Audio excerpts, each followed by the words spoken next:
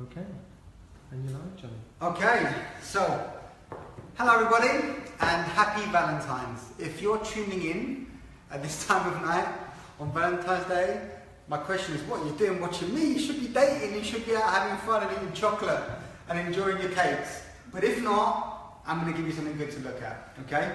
This handsome fellow, this is Ned, everybody. I know all the ladies out there are going to go, woo! So I'm going to do a really good barbered look on Ned, okay? I've got a few things that I need to be mindful of, and I do want you to ask me as many barbering questions as you'd like. I'm going to try and be very, very clear on what I'm saying, and I'm going to really try and focus on little mistakes that happen during the haircut to get you to understand different ways of correcting things. Turn this sound down. Brilliant. Guys, what we're going to do also, we've got some friends in the house who you'll see in the background. We've got some friends from Germany and some friends from Cyprus who are also here doing a diagram training course with us this week, as well as some bespoke education. So they're going to be watching the demonstration live, okay? Perfect. So, I thought I'd do something quite interesting today. I thought one thing I want to try and show you guys is basically the differences between working with clippers and with scissors, and the pros and the cons. One of the Allilon philosophies is it's not the tool that's the problem, it's the person using the tool, i.e. the knowledge that they had in regards to manipulation of the tool. So I'm going to show you how to manipulate a shape with scissor and how to manipulate a shape with a pair of clippers. I'm going to start by cutting the top, okay?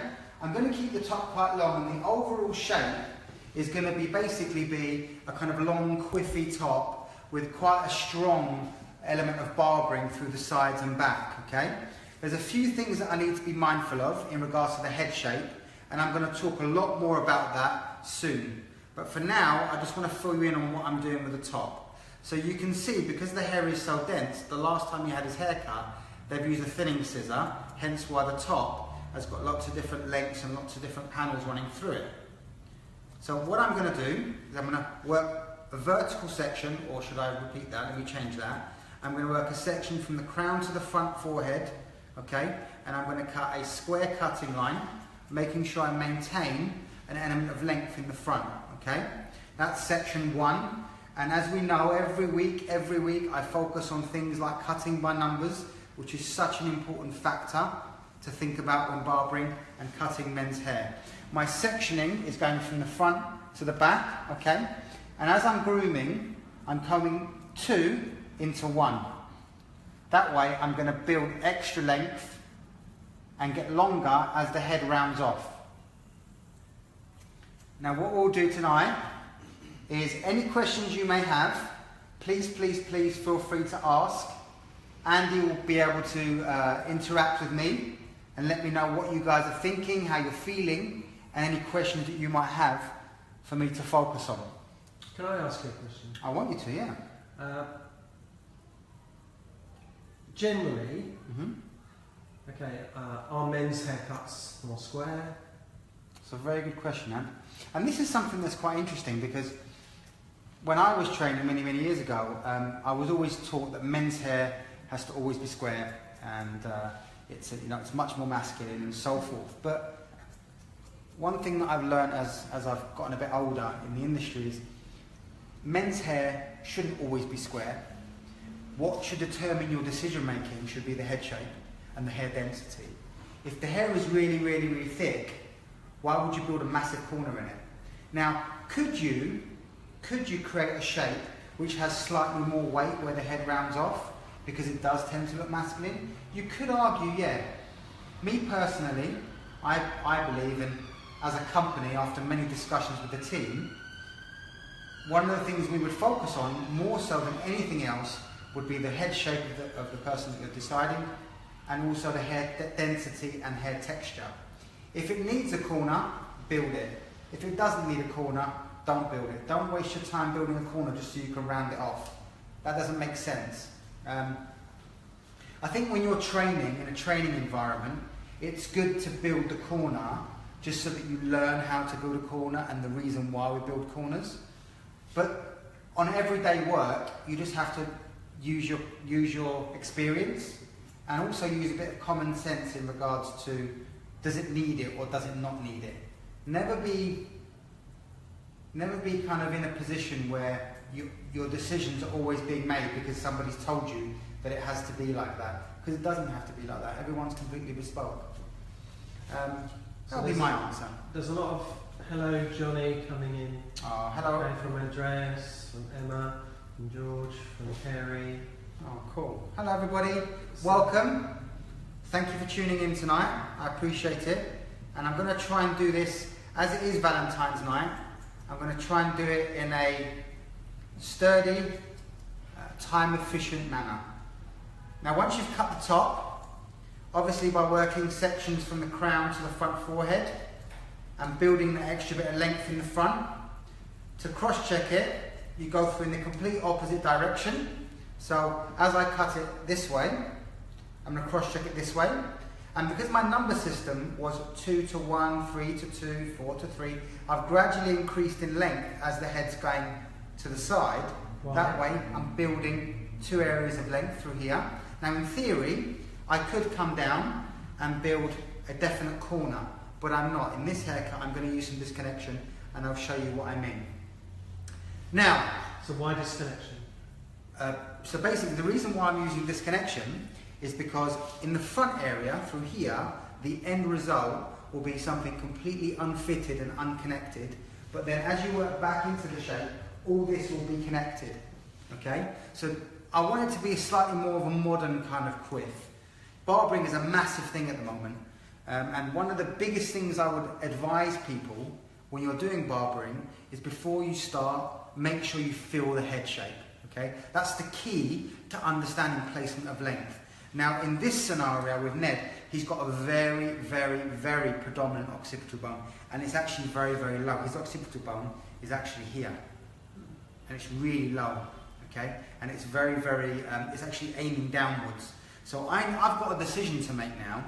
Basically, I can go so short past that point, so that way that becomes irrelevant. You can just visually see that it's there. Or I can leave the length longer to disguise it and hide it. Now, the best way to try and visualize that, especially in a teaching environment, is to think a little bit like this. Think about your lawn at home, okay?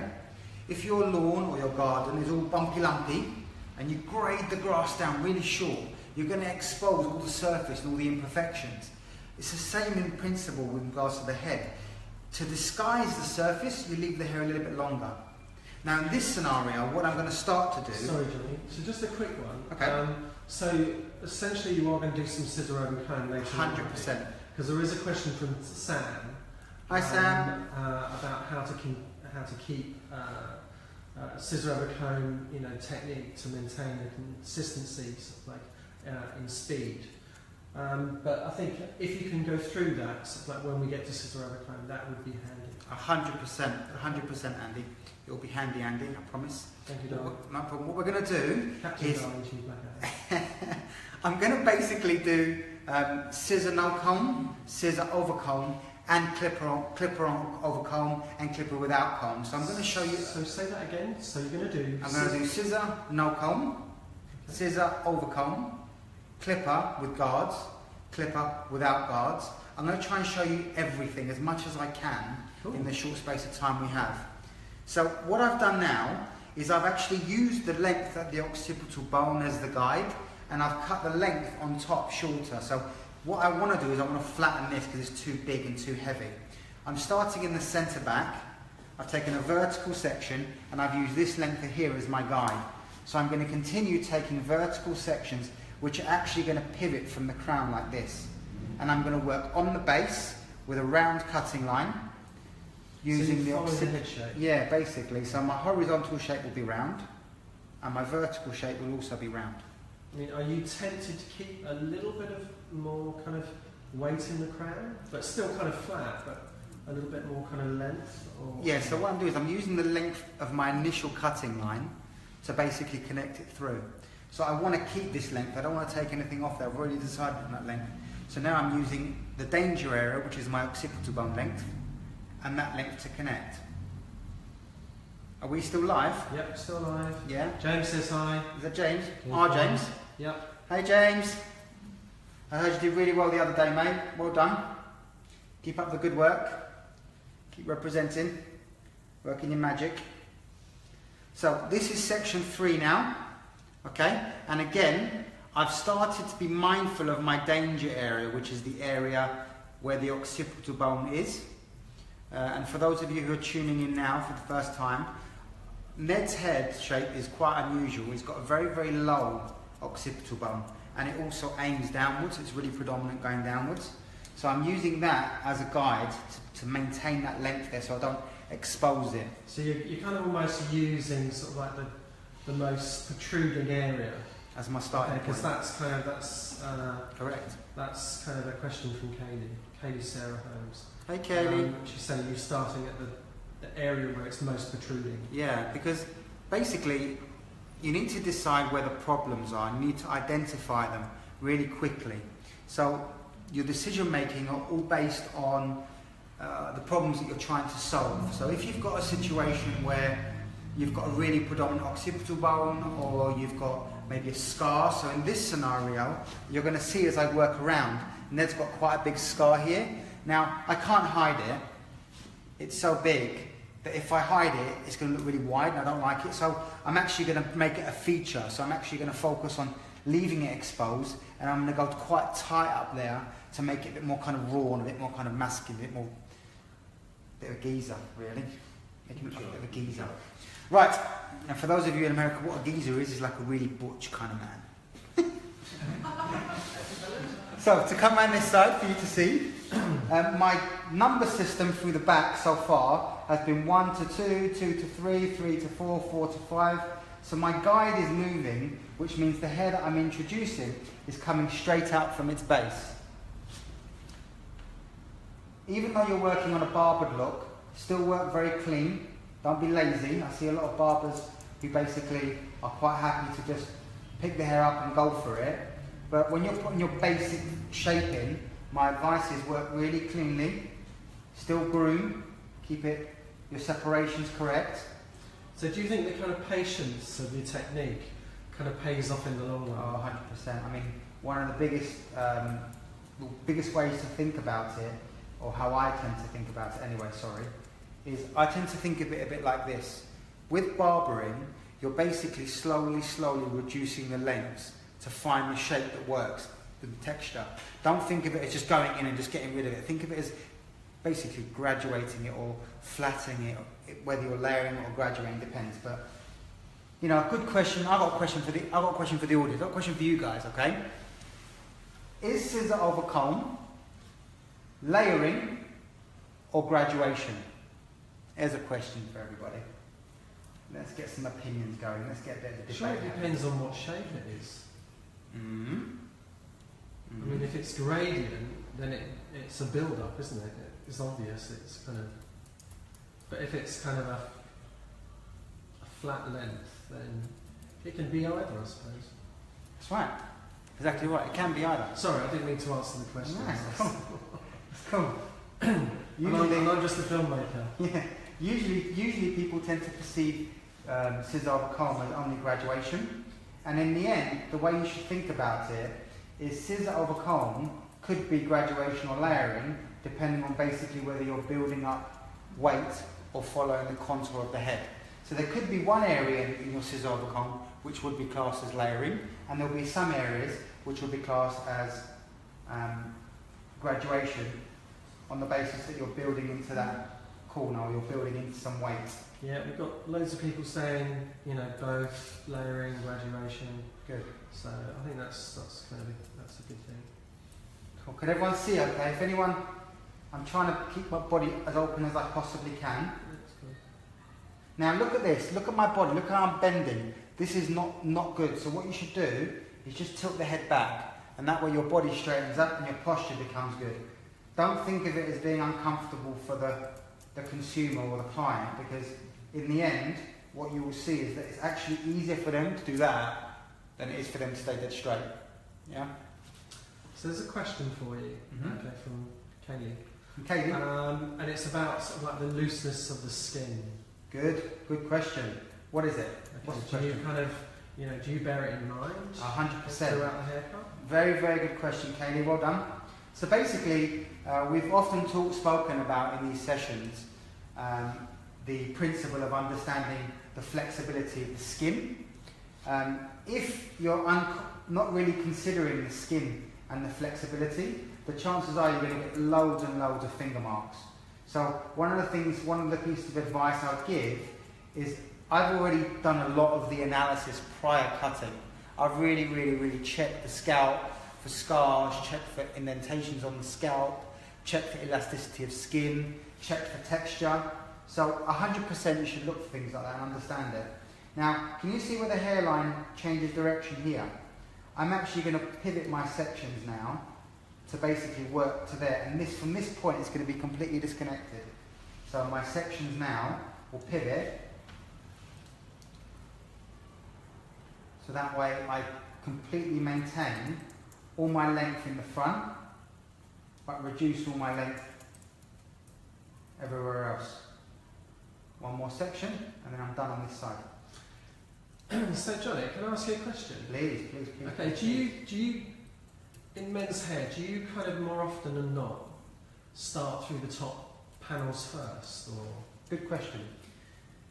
The reason why you tend to start on the top on men's hair is because by starting on the top, it allows you to have a guide for the sides and also for the back.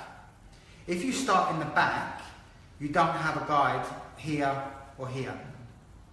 Whereas if you start on the top, you have a guide the whole way across here, the whole way across here, and the whole way across here. So basically, in effect, what you're doing is you're making your life a little bit easier because you're having guides that help with your balance. So I would tend to start on the top. Doesn't mean you have to. The only, you know what I would say to you guys who are watching?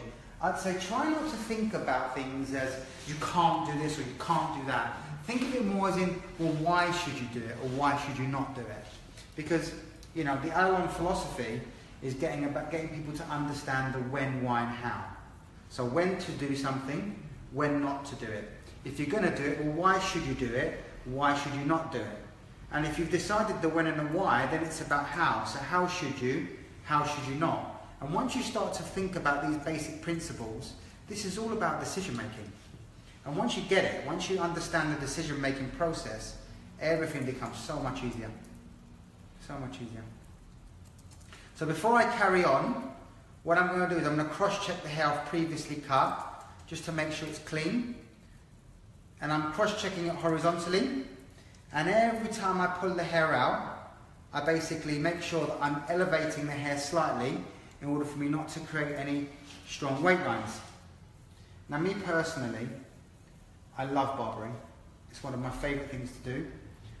When I was training, I remember I used to be very scared of scissor over comb. In fact, I didn't like it originally. I used to really struggle with understanding the principles of fading. And it wasn't until I forced myself to really try and become, you know, half decent at it, to the point where I started to actually love it. So now, I could honestly scissor over comb every day, all day. I find it actually very therapeutic. Okay, so there's a couple of questions sort of coming in, Johnny. Okay. Okay, first one, okay, from, oh, it's suddenly skipped. From Andres, says Johnny, are you connecting the sides to the top? Good. So at the moment, yeah, I'm basically getting rid of that extra. He had a big lump running through his haircut, so I'm flattening that all through like that, and I'm actually connecting it through to the top. As I'm getting to the front, I'm going to probably do the same thing on this side.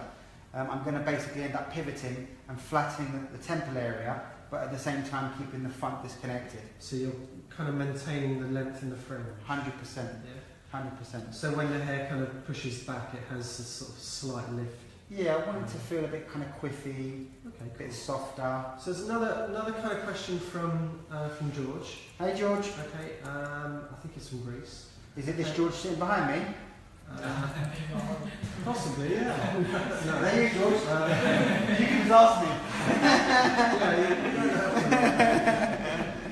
Okay, so the reason which you start, okay, from the kind of like the top kind of part, is it because you've seen the problems in the back of the head shape, you know, the occipital bone? Okay, so why didn't you start sort of like within your kind of overcomb sort of like technique? Good question. Okay, so when I started to take my section in the back, I had 2 points to think about. One was the occipital bone and one was the crown connecting it through.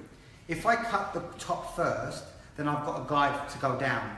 If I don't cut the top first, then I'm just guessing, I'm guessworking on the top. So by establishing the top, going back to what we were saying before, it's allowed me to have 2 connection points between my problem and maintaining enough length for the hair to bend, for it to basically be able to be dressed back. Oh, that's a good one. Okay. Okay, from Kaylee. Okay, what's the difference between sort of doing a round, sort of like graduated kind of shape on a woman and round graduated shape on a man? Oh, what a good question. Okay, so for me the answer is quite simple. When we talk about round graduation, in the end, it's graduation. So what you need to think about, whether it's, people tend to kind of imply that round, you could do round graduation or square graduation or triangular graduation. All we're basically talking about is the placement of the weight and the way the weight either sits in one area or drops or builds into a specific corner. The answer is really simple. The technique, you could do exactly the same haircut on a man as you do on a woman. It's all about suitability. You could have a woman with a little crop and a man with a little crop. You could have a guy with long hair with layers and a girl with long. The lines have been so blurred now that there isn't a man's haircut or a woman's haircut. And that's what we need to focus on as an industry. Don't think of it as you can only do this particular. So we're genderless. We are completely genderless, completely. Okay. Completely. Integrated. Yeah. I mean, I think to be fair, my answer to you would be one word: suitability. Yeah, definitely. You know, if it's not, if it's going to look silly, whether it's on a man or a woman, it doesn't make a difference, does it? I would definitely focus more on suitability, and remember that the actual gender kind of boundaries have been made very, very grey over the years. You know, you've got girls with beautiful scissors over comb and this kind of groomed gel top, which you would have classed as like a, you know, a gentleman's haircut. It's like me with my Farrell set. Just like you, exactly. You know, it's a bit like Charlie's Angels, isn't it? We've got the whole thing happening. My Wonder Woman haircut. You know, you've got women with skinheads. You've got guys with long hair down to their bum nowadays. It's like, there isn't no... So, Kaylee's got another question. I love Kaylee. Kaylee, I want you to keep asking questions like that. She's on fire. Good. Okay, so could you do sort of like the same haircut, okay, with a shorter sort of like front area? Yes, of course you can. The questions you need to ask yourself is, what is, for him, what is it that I need to design? What is it I need to make really personal for Ned? And with Ned's head, I mean, he's a good looking guy. To be fair, I could give him a skinhead and it'd look great. I could get long hair with him and he'd look very easy. Don't worry, you're safe.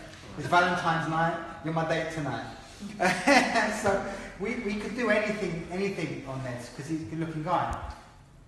It comes down to, in the end, it comes down to suitability. Could I crop the fringe off? Yeah, I could. Could I keep the fringe long? Yeah, I could. And it's just about understanding what's the right move in this scenario. It's kind of also to do with the texture as well, isn't it? You know, like we've said in previous streams that it's actually about cutting sort of, you know, cutting texture, cutting it to the correct kind of length. The right length, yeah, 100%. So, I've cut both sides up to the same point, okay?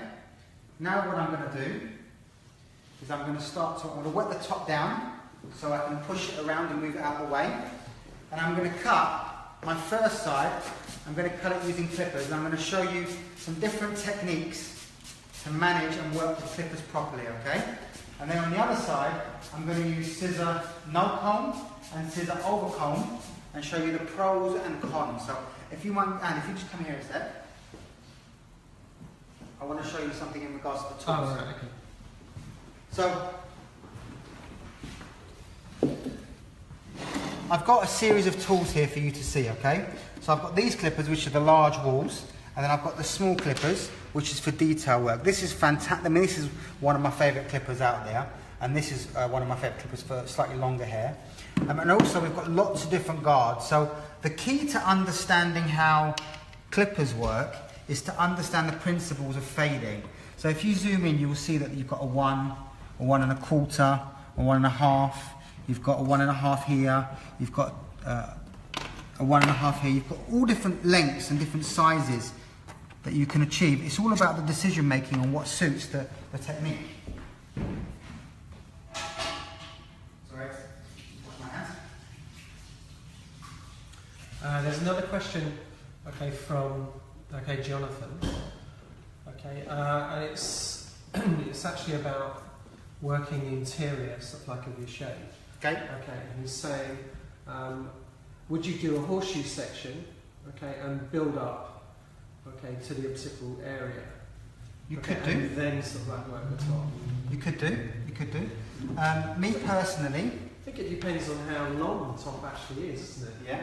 You know, if you kind of want that long, kind of floppy sort of edge, that could work. Yeah, definitely. Again, it goes back to the decision making. Now, I'm going to do something which I think is going to be quite interesting for you guys. So on this side, I'm going to basically use clipper to basically put in a line, and I'm going to fade the line out. And I'm going to show you how to do that, okay? So the first thing I'm going to do is I'm going to comb the hair down, like this. Clipper. I'm going to turn it on full pelt. And basically I want to fade it, but I'm going to go really, really short. And now because I'm going to get into the beard side of it, I need to be careful how much I fade out. I've got to build into some kind of length. And what you do is you put the initial length that you want into the shape, and never be scared. When it comes to barbering, don't be scared to put your shape in first, like this. So this is basically a no guard, okay?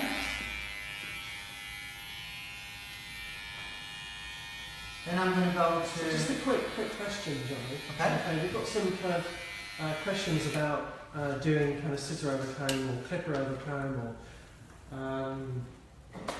on wet or kind of dry hair. Okay, good question. At the moment, your hair's kind of damp. It's semi sort of damp. It's not wet. It's just, you know. The top's wet. Yeah. The top's wet. The side's not. Yeah. What I'm doing now is I'm going to basically fade out this. So now I've put a 1 1/2 on the clipper, and then all I'm going to focus on is that bit there. So I'm not focused on this length here. I'm focused purely on that length there. Now the key to doing this properly is the wrist. A lot of people, they do that. Okay? Think of it as this movement like that. Now this is a 1 1/2, sorry. So I'm building some kind of length, and I'm working both vertically and horizontally. So I'm coming up like this, and I'm also coming across like this. Now, you've got to think about this a little bit like a constant gradual fade. Try not to think of it as something that instantly you get an instant fade out of it. You have to build it gradually, gradually, gradually.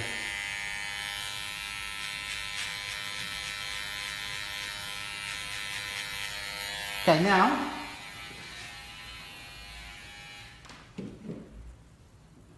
I'm going to take 1 1/4. Okay, so George Simon has a question for you.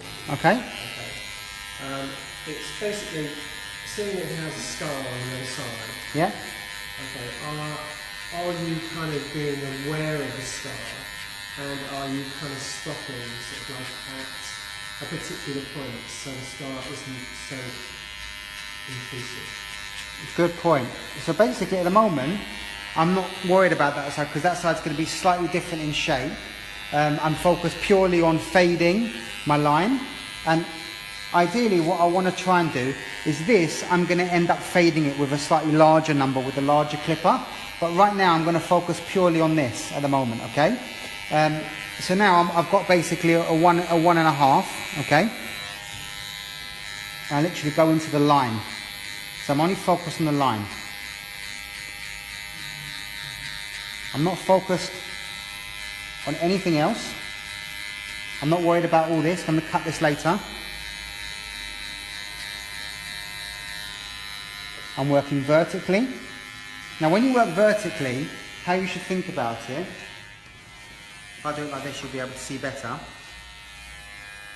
So you're looking at it this way now, yeah? Mm-hmm. So my clipper can actually come vertically through the hair like this, and it gets rid of any little loose bits, and it starts to flatten that length out a little bit.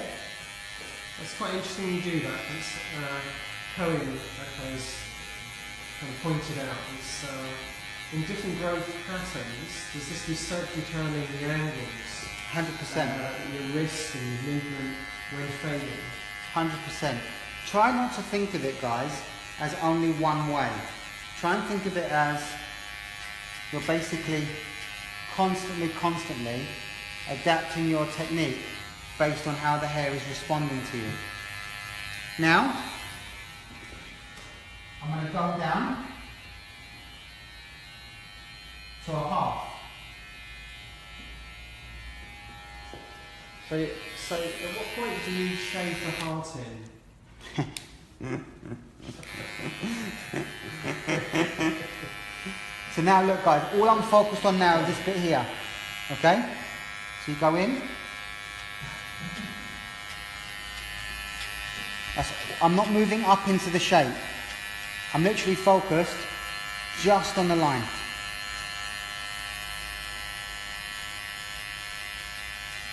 Now you can stretch the skin like this if you want, and that can help you get in there as well.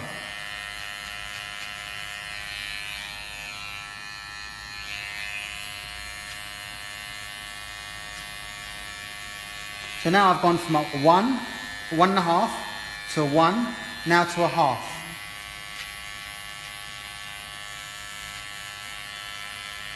So Johnny, obviously you haven't blended any of the kind of beard area in. Not yet, I'm going to do that after when it's dry. So you would actually do it kind of almost the opposite way? Yeah, I want to do it when it's dry so I can really see how the hair's moulding. Yeah. And again, I'm just going to constantly keep working vertically and diagonally, as well as horizontally. Don't just think of it one way. Just focus on the line and focus on fading that line. Good. Now in regards to the beard, what you could do is you could come upside down like that and fade it this way. That way you're putting a bit more of an extra guard and the angle is fading it out for you. The terminology for it, do you know what? You could call it raking. I don't personally. I've never really found a name for it, but yeah, you could do. Okay, another thing you want to try to do constantly is really remove the hair that you've cut, because the hair that you've cut is still there, and you think that there's a problem still, and it's because the hair that you've cut is still in that particular area. Okay, now what I need to start to do is start to work on this area so my fade works better. So now I'm going to change the clip. I'm going to start with a number 2 and I'm going to grade it out. So this is number 2 and I put it on the large clipper and I'm going to basically go in and just take off that little corner. And this time, now look at my wrist. My wrist isn't bending.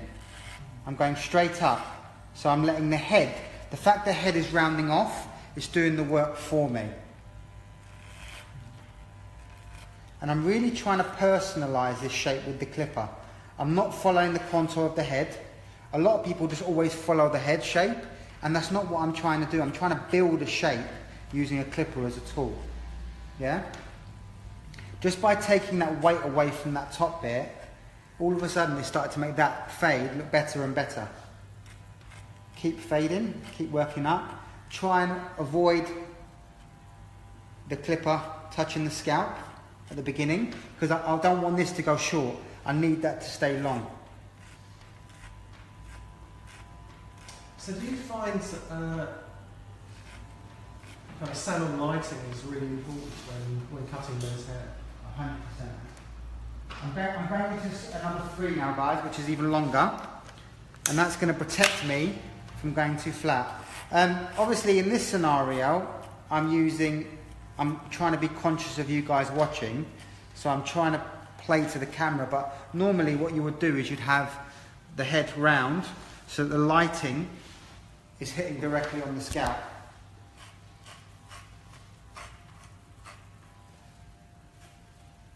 Good. So Joe Sloan, as barber extraordinaire, has joined us. Hi, mate. Welcome, welcome, welcome, welcome. I'm sure, Joe, you've got some questions for Johnny doing men's hair. Why not? It'd be a pleasure to help. It'd be a pleasure to get involved. Now, what I'm going to do now is I'm going to start to personalise this using scissor over comb. Can I just get in a little closer? Yeah, of course. And I'm also going to use a scissor no comb to fade the shape out. Now, I have to pay homage to somebody who I think is ridiculously underrated, who for me is probably one of the best barbers I've ever worked with and had the pleasure of having my hair cut with. I think you know who. Begin with S. Yeah, her name is Sarah Astley. And Sarah Astley... Sorry, what was her name again? Sarah Astley. And sorry, what was her name? Her name was Sarah Astley. Okay. And Sarah... Was that Sarah Astley? Yeah, and she is without a doubt one of, if not in my opinion, one of the best barbers on the planet. So was this the first time you saw... Yeah, so scissor basically, no comb? scissor no comb is a technique which I'm going to show you in a minute. And Sarah Astley is the person who I used to watch, who I used to learn it from. She's actually the woman who I used to get her to cut my hair, and while she was cutting my hair, I'd be asking her loads of questions about it and trying to find out from her the little tips. And in the end, it was a question of me actually feeling her doing it to me, which helped me understand it. Now, at the moment, I've introduced a bit of scissor over comb to the technique, okay? And I'm going to start to fade out the sideburn. Now, one thing you need to think about is how the bones have an impact on the angle of your scissor. So, you can see, for example, with Ned's beard, there's little areas of transparency, okay? And what you need to do is you need to adapt your blades to basically change the density in those areas. So there's scenarios where your blade will be flat, there'll be scenarios where your blade will be basically on an angle, and there'll be scenarios where your blade is completely pointing into the hair. And what you've got to try to do is think about the fading almost as think of your scissor like an eraser, and you're rubbing out what you don't want to keep, okay? You're basically using your eraser to change the shading of the scalp. Okay, good. So, now... Is that close enough for you? Is that okay? Again, start to remove all the excess and start to use your mirror as well. So when you start to use your mirror, you can actually start to see your fade. And if you want to, you can also use a bit of pointing in the area where the line would be in order to change the fading of the shape. Okay, good. Now, I'm going to start to fade this side, but this side I'm going to use scissor no comb. So let me show you how to do that. First thing you do is you take the hair out of the way. So it's scissor no comb. Exactly. Okay. Scissor no comb. And it's a really, really good technique. Do you need any plasters on hand? No, right. We shouldn't do. We should be fine. So what you do now is you get your blade. Right, okay? I think I need to get a little tighter. No problem. And the head shape, we know, goes up and then rounds off. So if I want to keep and maintain this blade. And I also need to make sure that I look at this side to make sure my fading is the same at the same position, okay? Now this, I'm going to spend some time working on this after, and I'm also going to spend some time working on the fading, where the problem area is, where the occipital bone was. So I've got loads of work to do still, but the basic shape is there now for me to start to work the shape. So on this side, I know my fading works down to the top of the ear. So I'm going to come from here, and I'm going to start to take away and build up into length. So I'm going to start to work all my shape up. And a good thing to do now is to start to elevate the hair like that, so you can start to see the fade building. If I come around this side, you'll be able to see it better, Rand. Yep. Okay. The better, yeah? Yep. Okay. Yeah, that's better. Good. Now, I know all this is going to go short, so I'm not going to faff around. I'm just going to get rid of all that.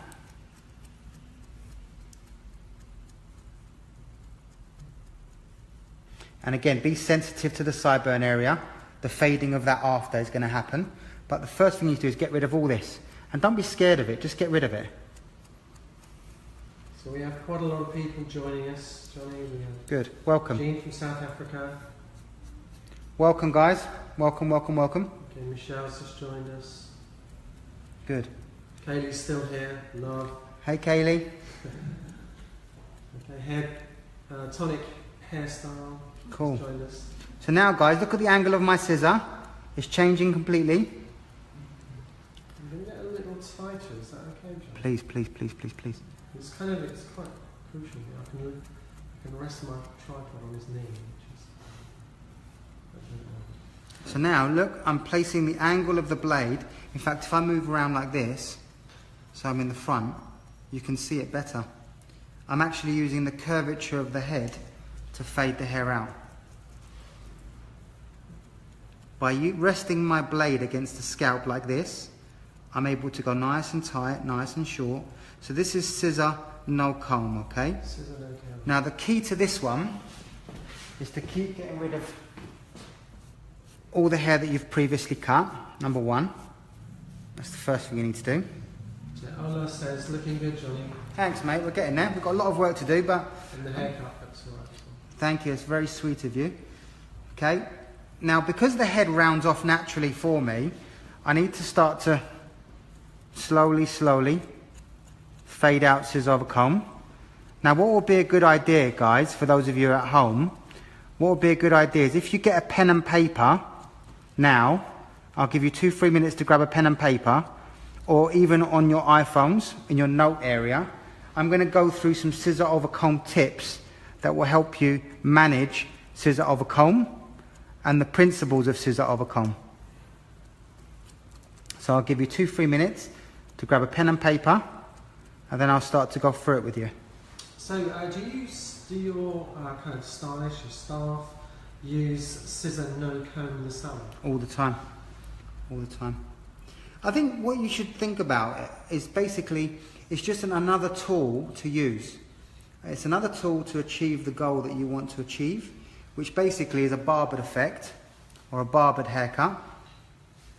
And the key to barbering really is choice of length, understanding the flexibility of the skin and the predominance of the bones, looking at things like shading, stretching the skin with my fingers, that helps me as well.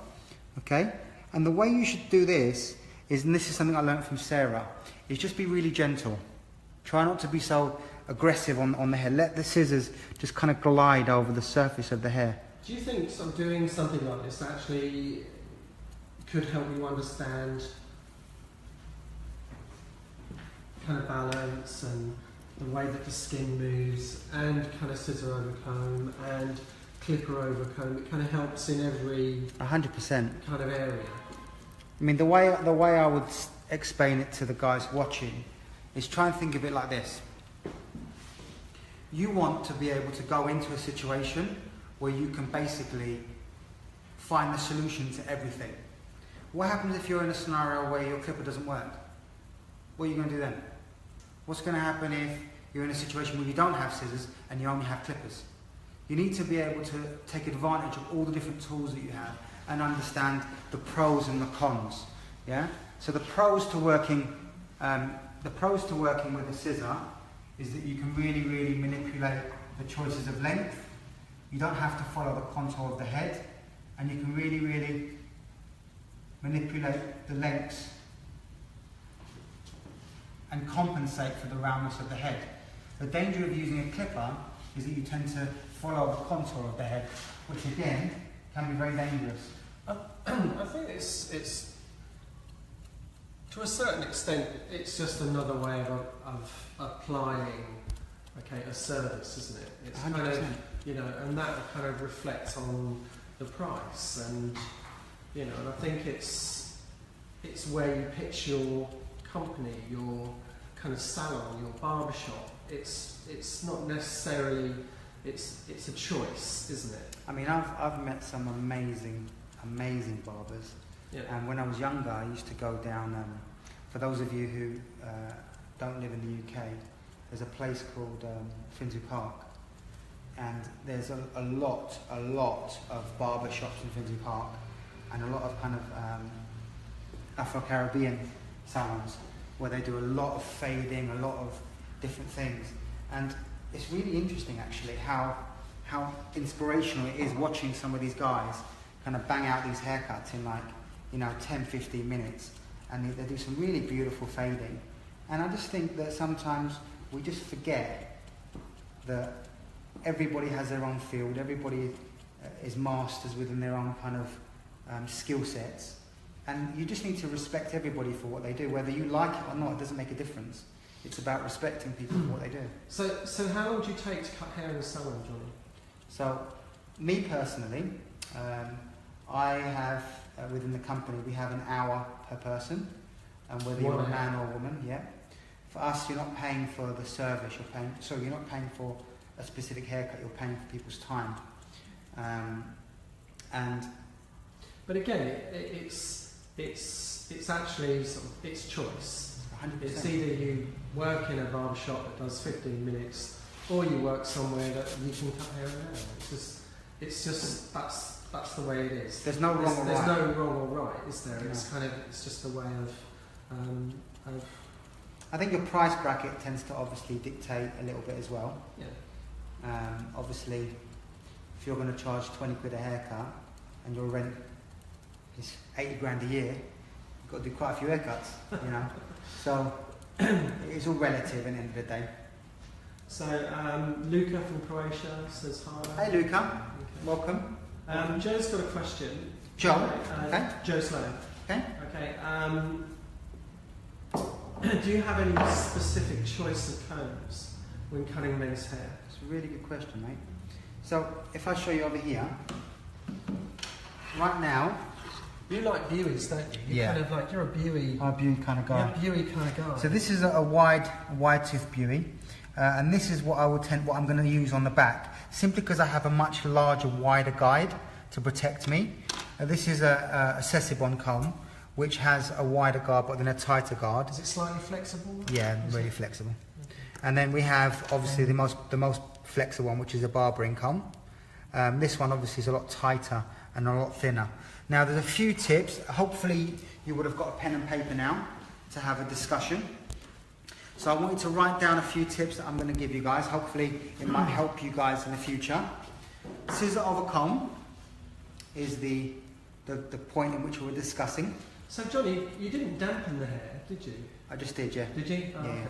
I just did. Any particular reason? Yeah, so the reason, do you good like question. It kind of like dampen, or do you? Yeah, but when it's damped, the hair sticks together. So when you're training, people tell you to work scissor over comb, dry hair, which is correct. But when you become a bit more confident in scissor over comb, ironically, when the hair's wet and you're scissor over combing it, the longer lengths that you might be missing from a clipper or whatever, they stick together. Is that a Finsbury Park kind of technique? That's a Finsbury Park technique, yeah. And who did you learn that off? Just a Greek experience. Is that right? So, scissor over comb, number 1. Working columns. Tip number 1. Working columns. Tip number. So when you say columns, what's kind of? So work in columns through the haircut. Yeah. Tip number 2 is don't move on to the next column till the first column is done properly, because otherwise what you're doing is you're going to constantly come back and forward and you'll be chasing yourself. work in a column, get it perfect, get it beautiful, be confident in what you've done, and then progress. There's no point constantly trying to firefight with your fixing your scissor over comb. So can I just come around the other side? Yeah, please. So good.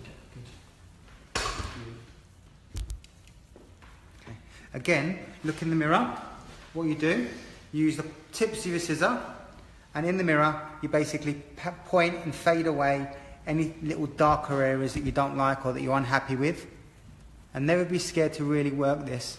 And where the beard gets a bit more transparent, place the blade, and remember the angle of the blade is relative to the bone placement underneath. Don't be scared to really, really fade. And like you see, like all here now, what I'm going to start to do is I'm going to start to get into this world here. Now, I'm not going to use this comb, I'm going to use the wide comb, because that will give me a larger guide. Now, another thing to think about when barbering is that people tend to assume that the reason they get lines is because they're using a specific comb. Let me be a bit more precise in it.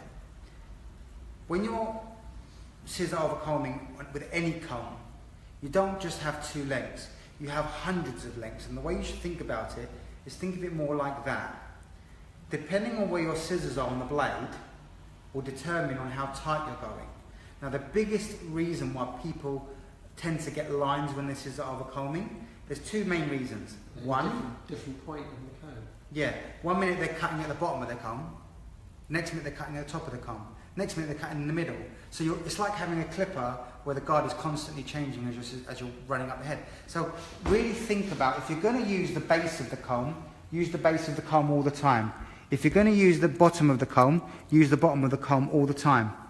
Try to be consistent in where you're placing the scissor. So there's a question from Mike, okay, and he says, do your columns consist of zones of the head? Okay, so... Or do you tend to just continue round the head? Okay, so there's no wrong or right. You could start here and work round in columns. You could start here and work round in columns. You could start to here, work to the back, start here, work to the back. There's not really a right or wrong. I mean, what do you prefer to do? Do you prefer to start scissor over combing in the sides, or do you prefer to... Personally, I prefer to start where the danger areas are.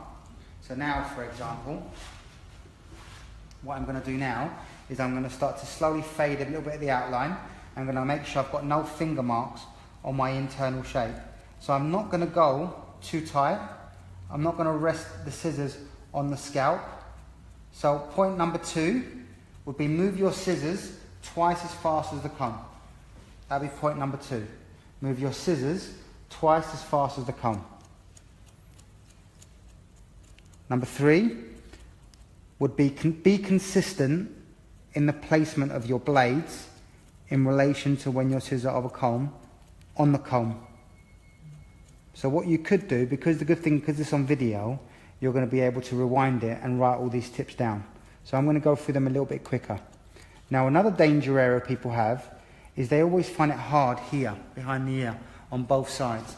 So I'm going to show you the trick to accessing that dangerous area. The trick to accessing that area is basically this. A lot of people try and do that, and then they always struggle here. So what you should do is come in behind the ear, place the comb, pivot to your horizontal, and then go up. And that way you'll be able to fade properly behind the ear, and then work horizontally up the scalp. Now notice I'm not just using the wide end of the comb. The reason I'm using the wide end of the comb is because I want to avoid tension, but I'm also using the widest part of the wide end of the comb, so the base. I'm placing my scissors constantly there. And I don't want all this hair to become really transparent. Yeah, I'm not trying to go really short on this shape here, because I don't want to expose the problems of the head shape. I mean, would you say to students kind of work on headlocks? Are headlocks a good kind of thing to use to practice scissor over comb? To get short scissor over comb, like for somebody that hasn't done scissor over comb for yes, use a balloon, get the you know the dexterity of the hands, but essentially, sort of, you know, would you then move on to like maybe a block and then a live head, or go straight in on the live head? Hey, what the heck? Yeah, I mean, if I was teaching somebody barbering, I would say to you, there's benefits and negatives in both scenarios. If you use your live person, you learn so much in relation to the bones, the muscles, the skin, this type of information. If you're using a mannequin, you're learning about taking clean sections, grooming a lot better, really kind of tapering.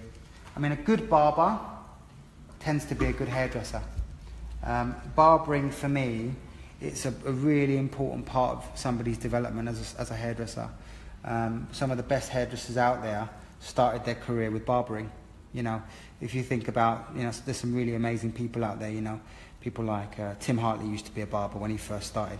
Angelo Seminara used to be a barber when he first started. You know, some of the really, really well-known hairdressers out there started as a barber. So I think this kind of principle of understanding head shape, this principle of understanding choice of length, I think you can only really find that in barbering. So now what I'm doing is I'm manipulating the blades. So I'm starting like that and I'm constantly pivoting the blades to make sure I get a really nice fade.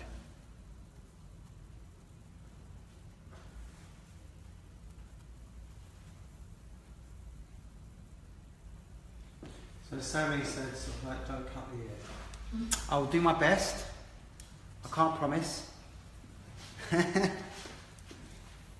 So good one from Kaylee again. Okay, normally fades go all the way to the back. Okay, so again, remember we spoke about choice of length and the danger areas. Now we both know from the previous conversation that he's got a massive scar there. So I don't want to expose that scar too much. So I'm maintaining an element of length there to disguise it. We also know that Ned's got a really, really, really predominant occipital bone that's actually points downwards. You're not going to see it because I'm not going to expose it. But basically you have to take my word for it. It's very, very predominant, okay? And I'm trying to disguise it. So would you, are you kind of, essentially, is that back going to be a fraction longer than the front? Yeah, basically. But I mean, if you look at the balance, so you're going to, you know, because this neckline comes down quite low. So I'm going to fade this area here, yeah. But I'm not going to go into this. Yeah, so you're actually going to keep it slightly rounded. Yeah. Because, you know, the other thing is kind of hairlines. You know, you can create head shape through not cutting harsh lines, but tapering lines. Yeah, so I mean a good barber, a really good barber, is all about fade. Okay? It's all about the going from skin into hair. So like now, for example, my focus is the hairline. So because my focus is the hairline, I'm going to rise the chair up. Okay? I'm going to turn it around so I can get a bit more light in here. Okay? And what I'm going to do is I'm going to focus on basically fading all this. So how do you do that?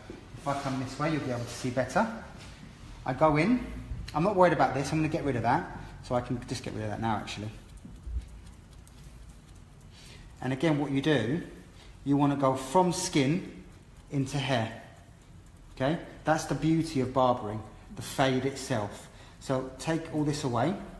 Now to take all this away nicely, the best thing to do is to make sure you stretch the skin.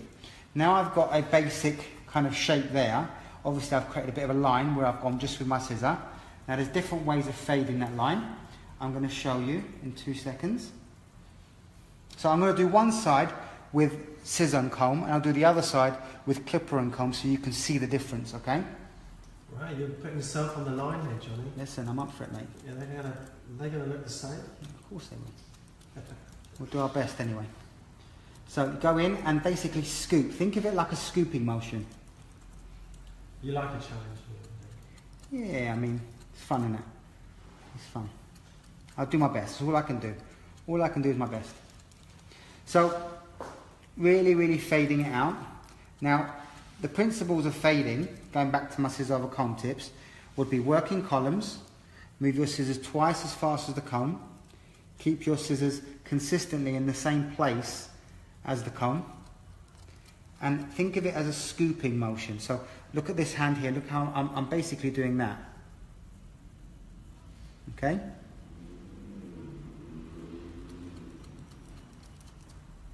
And I'm really, really trying to take out. But I'm trying not to go too short. I don't want to start to disturb the colour in there.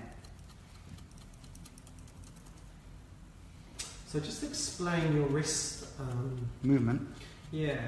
Okay, so one of the things that barbers struggle with is the fluidity of the shape. So the movement of your wrist, both in here, on your scissor hand, and on your comb, is both relevant. So how you should think about it is this hand, which is the comb, will dictate the angle of the blade. So as you're going into the shape, really support it and follow the contour of the comb. The scissor, this is another tip, should move twice as fast as the comb and work in unison with the comb. So if the comb's going this way, the scissor goes that way. Yeah, so think of it like this. Look, if you look at me, think of it like this. If you're going to go up, or you're going to go round, or you're going to go out, everything needs to move in unison. You have to be quite fluid when you're barbering. And my advice to you again will just be gentle. Try not to be so. Just think of it as like a fluid. Okay, so now. It's very poetic, John. Thanks, man. So now. So Simon Pinto's joined us. Hey, Si. Very talented young hairdresser, that one. And I'm going to say young. I don't care what you say, Si. I do think you're young. Okay, so basically now I'm going to start to work on all this area here. So I'm going to come around this way. Sorry, Andy. I'm going to tilt the head down. I'm going to change the angle of my scissor. And I'm going to stretch the skin. And I'm going to start to fade out the outline. I mean, Mike's asked another sort of kind of question again, and it's really about the wet and the dry kind of. Okay. When sort of like scissor over combing. Okay. And it says sort of like, do you believe it is easier to keep structure to the haircut on wet hair rather than dry hair? Okay. Scissor over combing. So I would advise if I was doing, if I was teaching someone from scratch, I would advise them to scissor over comb on dry hair. But I'd say for those of you who are more experienced, and a lot of you out there are very experienced barbers, I would say don't be scared to start to challenge yourselves by working wet. There isn't, again, going back to what we were saying before, there isn't a right or wrong way of doing things if in the end you get the result. My advice would be, it's just keeping an eye on that growth pattern, isn't it? Because the hair grows at different parts, and the hair, grows in different manners. So you've got to learn to make your scissor almost like an extension of your hand, and the way to do that is by really disciplining yourself and focusing on making it a prime example of how you can keep the shape fluid. So take all this hair away. And now can you see this hair's growing that way? So what you should do is go in the opposite direction. So come here, tilt the head up, that way the sternocleidomastoid muscle stretches, and then go against the grain this way.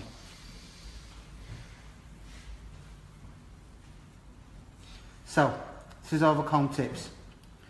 Working columns, move your scissors twice as fast as the comb. Use your comb in unison with your scissors. Focus on fading. Look at colour distortion. Don't be scared to work against the grain. So if the hair is going in one direction, you want to basically scissor over comb it in the other direction. Go from scissors into comb, into clippers, and don't be scared to jump back and forward. Part of the beauty of good barbering is jumping back and forward. And another massive thing would be use your mirror. Because when you use your mirror, you can see the fading much better. Yeah? Now I still want to fade this a bit more. Okay? So I'm going to tilt the head as much as I can, and I'm going to come vertically down. So there's a question from Tonic Hairstyle. Okay. Okay, and it's, is scissor over comb a technique? Okay, and if so, which one? Okay, that's a very good question. So, I think it was kind of possibly, you know, what we said before. Yeah. It's like, you know.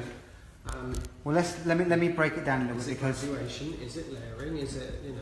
Let me break it down a little bit because the ironic thing is, this is how I would word it for people. Scissor over comb can be either layering or graduation, depending on whether or not you're building weight or whether you're following the contour of the head. And like we mentioned before, there's going to be areas where your scissor over comb is exactly the same or transists from a graduated shape into a layered shape. Okay, don't be scared to gently point. Now when you do this, close your blades as you leave. If you close your blades as you go in, you'll take out a lot more weight. If you close your blades as you leave, you'll keep the density in the inside, in the root, but you'll fade it all out. Now what I'm looking for now is I'm looking for colour distortion. So I'm looking to make sure that my shape is fluid. So you've just changed your comb as well. Yeah, because now I've gone into the inside of the shape. I need a bit more control because there's texture here. Because the hair's got a bit more texture, I need to give it a bit more, I need to make it a bit more easy for me to manage. So by using a tighter comb, I'm holding the hair a lot tighter and I'm getting a lot more tension in my shape. Now the beauty of barbering is that you should be very, very relaxed when you're doing it. And if you look in the mirror now, Andy, you can really see. Oh, actually, I think, sorry, I beg your pardon. Okay. The question from Tonic was, is scissor no comb layering or graduation? a technique? A technique, yes. If so, which one? Okay, so. Apologies, people. So. Thanks for pulling me up. Scissor over comb, scissor no comb, I would say again would either come under graduation or layering, depending on whether or not you're building length or not. I said I was going to use a clipper on this side, so I'm going to use a clipper. So I'm going to go back to a number 1.5. Okay?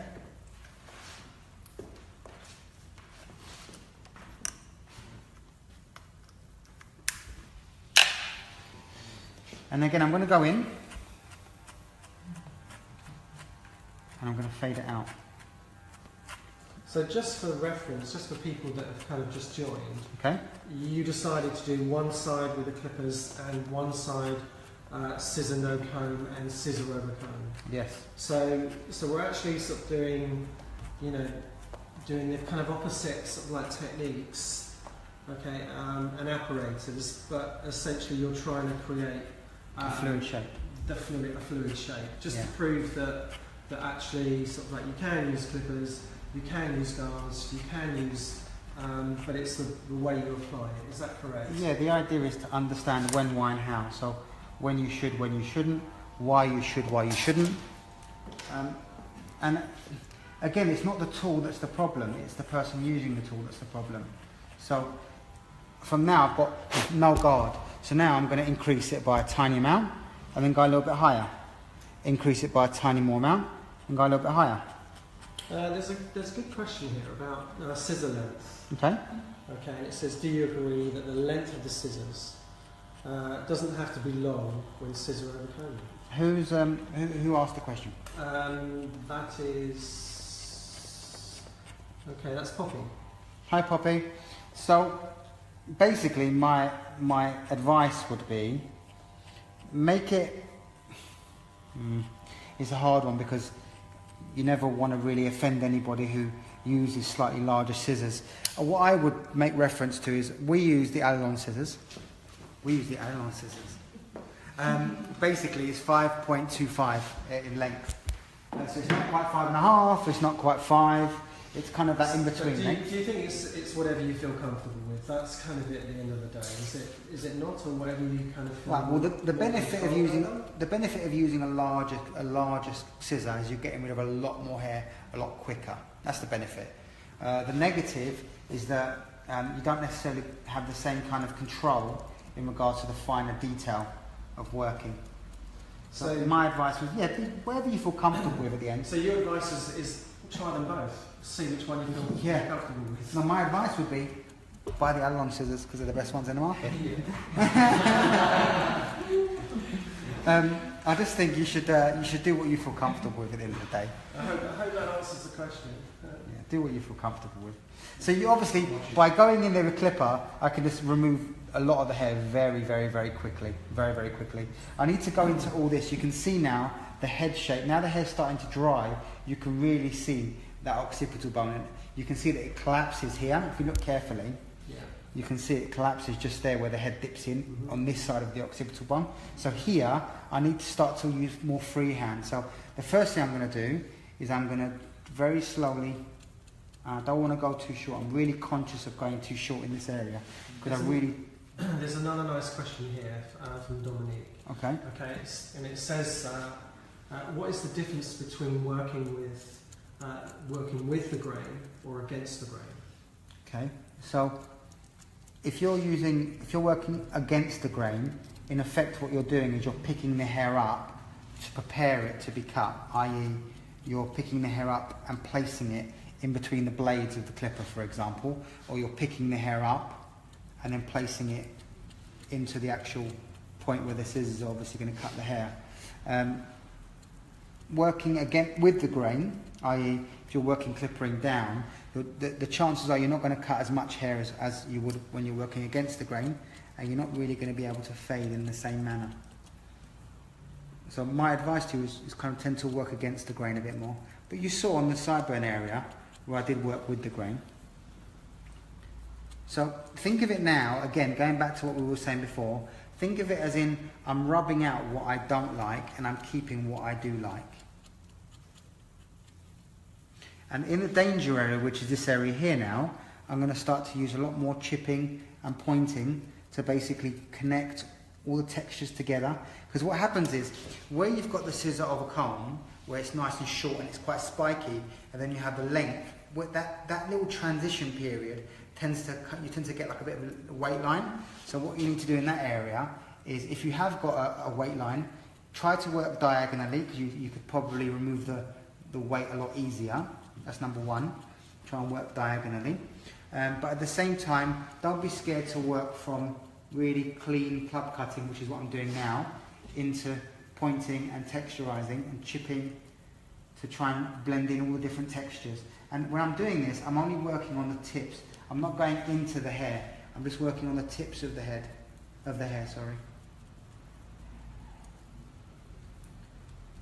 So, going back to my scissor comb tips, I would say make sure the skin is evenly stretched. I would say work dry and then into wet, if you need to. So when you're working on longer lengths, work wet, but when you're working on shorter lengths, work dry, just because you'll find it a bit easier. Don't be scared to work from club cutting into pointing, into slicing. You can see this side here now, internally needs a lot of work. The scalp on this side has a really big indentation there, and also the mastoid process area, which is basically this bone here, is quite predominant. So what's happening inside this area, I need to be really conscious of refining. So again, pivot behind the ear. That pivoting motion will allow you to make the shape more fluid. Start vertical and pivot, and then work vertically up. I just want to say a thank you to everybody who's joining in, and everybody who basically has been following us on our journey so far with the Allilon Unplugged. I've got I'm really enjoying doing them, and the team, next week we're going to have all the team involved, because Allilon is not Johnny, it's not Pedro. Allilon is a team of people who have similar philosophies, similar goals, and it's a kind of mentality, a philosophy of sharing. So I really want to try and start to get the team exposed and getting you guys seeing different people doing hair, because I believe that you'll be able to learn so many different things from so many different people. So thank you for tuning in is what I'm saying. I appreciate it. Thank you for tuning in. So Johnny, just give us some tips, okay, for right-handers from behind the right ear. Okay, so again, working behind the right, any ear is all about the pivoting motion. So I'm right-handed, so what I would do, obviously you're there now, so I have to be careful, but ideally what you want to do is be standing here, and you want to tilt the head, you want to start in the back of the ear, and you want to pivot. So what's basically happening, if you zoom out, you can see my elbow, and it's a bit better for them. So zoom into here. So you're starting here. Sorry? I'm a bit amateur at this. No problem. You're starting here, and basically you're pivoting, so your elbow comes up, and then once you're parallel and you're horizontal, you then go straight up like that. Another way of doing it, some people do it, is like this. They go back on themselves like this. That's another way of doing it. Me personally, I prefer the pivoting. I think it's always much more fluid.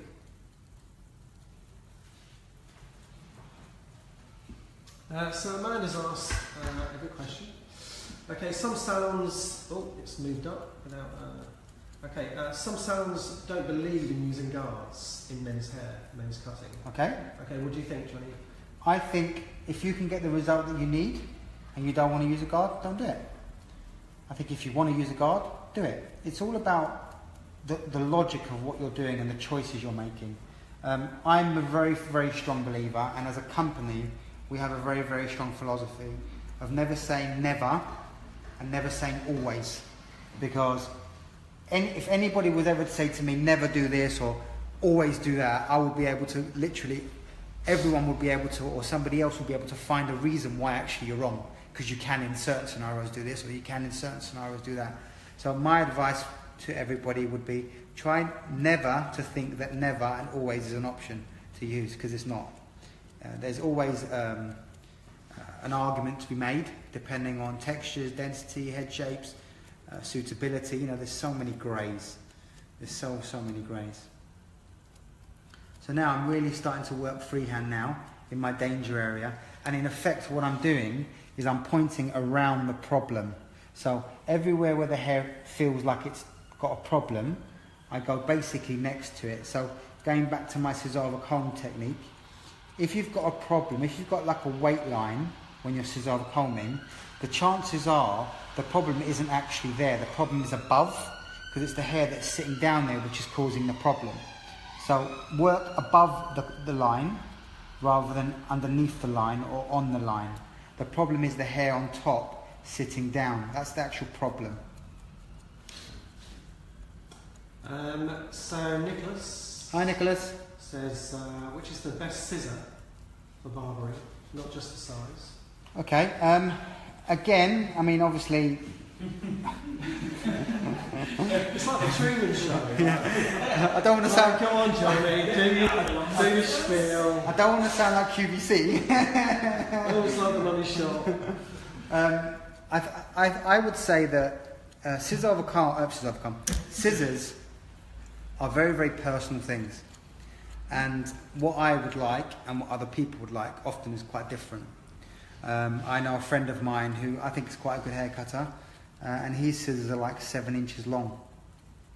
And you know, he's got another pair which is like 9 inches long. It's like, and I just think to myself, you know, I call them garden shears. I tease him. We have a laugh, we have a giggle.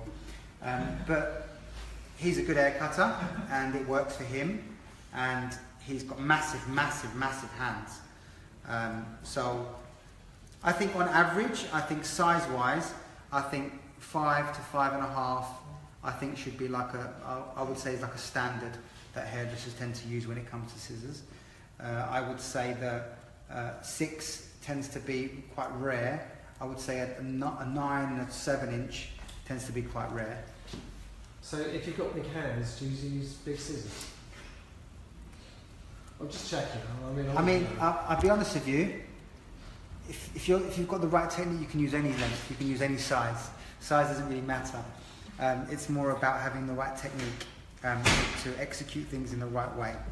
So whether you've got big hands with a small scissor, small hands with a big scissor, it's irrelevant. It's irrelevant. Okay. In regards to branding, brands of scissors, there's lots of different really good brands. You know, my preferred is obviously our particular brand, but you've got brands out there which are doing really well at the moment. You've got obviously the old school kind of brands that have been going for years. You know, the Matsusakis, the Wings, lots of different types of scissors and stuff. So, I mean, BMAC have got really good lines. Wings have got really good lines. I would say trial and test it and see where you end up. Thank you, Joe Sloan. Okay, you said your colourist money is a credit to your team. Oh, thanks, So mate. that's a big shout to Mads. Thank you very much. It's very kind of you to say that. Can I be, it's very kind of you to say that. I've got an idea now, which I want to try and play with you guys with. It's basically, now if you start looking at the shape, you can see that this is starting to become good now. I've still got areas of darkness through here, so I'm going to come through here. Can I get just a little closer, Tom? Yeah, please. No problem. You tell me and I'll get out of the way. I'll move as quickly as possible. I'm really, really desperately trying not to expose that occipital, because once I've done it, I'm in a world of trouble. You can see I'm just on the verge of that kind of popping out on me, and once that pops out, I'm going to be in a world of trouble. So I'm really conscious of that. So it's a tricky one, isn't it? Because as soon as it pops out, it kind of, that's it. I'd have to take the whole thing. I have to go whole short. You've got to literally sort of, you've got to go the whole hog, haven't you? Yeah, I mean, you're in a situation basically where you either expose the head shape and try and get the fading right, or you get the fading right, and again, it's all about choice of length. Yeah. Like now, I'm looking in the mirror over there, so if you look in the mirror hand, over there, you can see my goal. See, one thing that I think is really important when it comes to men's hair is the fact that the shape should be a really beautiful silhouette. And the danger of exposing the head shape too much is that it'd have a big lump running there. You'd have a massive lump there, and it would indent. I personally like it when a guy just looks really groomed and really clean. Put that for me. So I'm going to start to work now on this. I want to get this perfect, and then I'm going to worry about these two. Can you see these two dark patches here? That's basically either side of it. You can see the occipital bones there where it's almost going see-through. If I keep cutting that, I'm going to be just in a world of trouble. So I'm going to focus my attention here and here, and this is how I'm going to do it. So I'm going to use the mirror. Okay, I'm going to focus on this area here first, and I'm going to basically close my blade as I leave. As I leave, I close my blade. And I do that 3 or 4 times like that, and then I get rid of the hair. And I go again. So Johnny, can you just give Amanda a big shout out from Edmonton? Hey Amanda, how you doing? Welcome. Welcome for tuning in. So again, keep using your mirror. Keep pointing into the danger areas.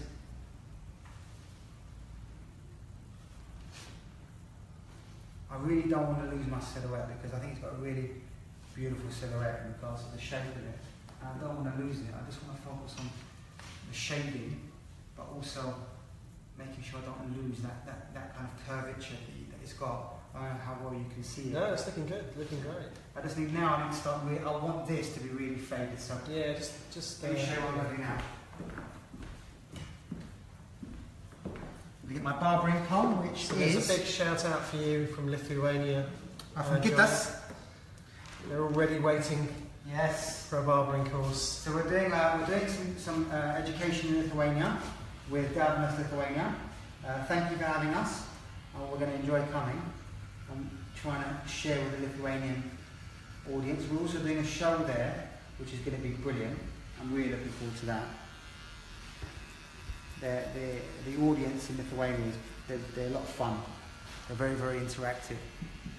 So now, guys, here, I'm literally going to come in and I'm going to scoop with the barbering comb. So you're running the kind of blades sort of like across it, back and forth. Yeah. So can I just get in just a little bit sort of like tighter? Yeah, of course. Just, let me focus here for you. yeah.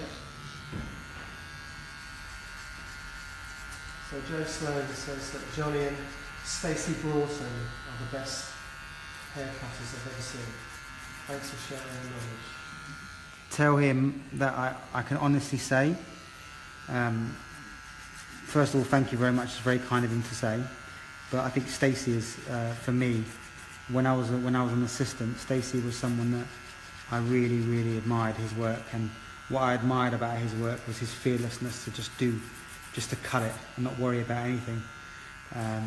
So he's someone I highly respect as well. But that's very, very, very kind of him to even put me anywhere near that caliber. Stacey's not just a friend, but he's also somebody that I admire. I mean, I admire loads of people, but I remember when I was 16, you know, I used to be Stacey's assistant for many years. I think 2 years I was his assistant. Okay, so now I'm going to focus on this area here. I'm going to comb it forward, and I'm going to run the clipper up and down to take that corner off the edge. So there's a hello from Cyprus, Constantino.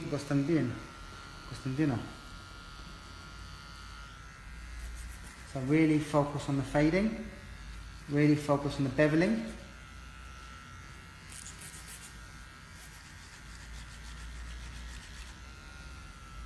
Good. Now the key to this is to constantly step back. Don't just stay in there. Get in there and then get out. Look at what's happening.